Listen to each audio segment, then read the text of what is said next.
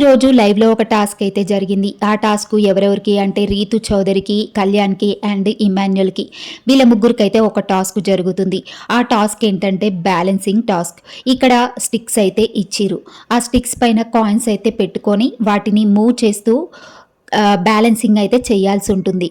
ఇక house mates అయితే ఎవరికి సపోర్టింగ్ చెయ్యరో వాళ్ళకైతే కాయిన్స్ అయితే పెట్టాల్సి ఉంటుంది వాళ్ళ స్టిక్ పైన. ఇక ఇందులో సంచాలక్గా తనుజ అయితే చేసింది. వీళ్ళ ముగ్గురు కలిసి సంచాలక్గా తనుజనైతే సెలెక్ట్ చేసుకున్నారు. ఇక ముందుగా బజర్ మొగ్గానే సంజనాని పిలుస్తుంది తనుజ. ఇక సంజన 5 కాయిన్స్ తీసుకొని కళ్యాణ్కి అయితే పెడుతుంది. తర్వాత పవన్ వస్తాడు. పవన్ వచ్చేసి ఇమాన్యుయల్కి పెడతాడు. ఇక భరణి వచ్చి రీతూకి పెడతాడు.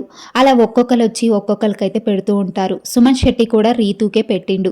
ఇక అట్లానే ఎక్కువైతే డెమన్ పవన్నే పిలిచింది తనుజ. ఎందుకంటే తనుజ కళ్యాణ్కి రీతు చౌదరికి సపోర్టింగ్గా ఉంది అని అనిపించింది ఈ టాస్క్లో. ఇక సపోర్టింగ్ కూడా చేసింది. ఎందుకు అనంటే అక్కడ డెమన్ పవన్ వచ్చినప్పుడల్లా ఇమాన్యుయల్కే కాయిన్స్ పెట్టిండు.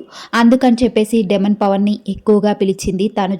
ఇక అక్కడ ఇమాన్యుయల్కి కాయిన్స్ ఎక్కువ అవ్వడం వల్ల ఇమాన్యుయల్ ఈ టాస్క్ నుంచి ముందుగా అవుట్ అయిపోయాడు. ఇక తర్వాత అవుట్ అయింది. సెకండ్ రౌండ్లో సంజన వచ్చేసి కళ్యాణ్కి పెడుతుంది. ఇక సంజనకి హ్యాండ్స్ షేక్ అవుతున్నాయని చెప్పి తనుజని పెట్టమనగానే తనుజ అయితే కళ్యాణ్కి పెడుతుంది అక్కడ కాయిన్స్. ఇక కళ్యాణ్ సెకండ్ రౌండ్లో అయితే కళ్యాణ్ అవుట్ అయిపోతాడు. ఇక చివరిగా మిగిలింది రీతు చౌదరి. రీతు చౌదరి అయితే ఈ టాస్క్లో విన్ అయింది. ఇక కళ్యాణ్ ఇమాన్యుయల్ ఈ రేస్ నుంచి తప్పుకుంటారు. ఫైనల్గా రీతు చౌదరి అయితే విన్ అయిపోయింది. ఇంకా రీతు చౌదరి ఒకరితో అయితే ఆడాల్సి ఉంటుంది.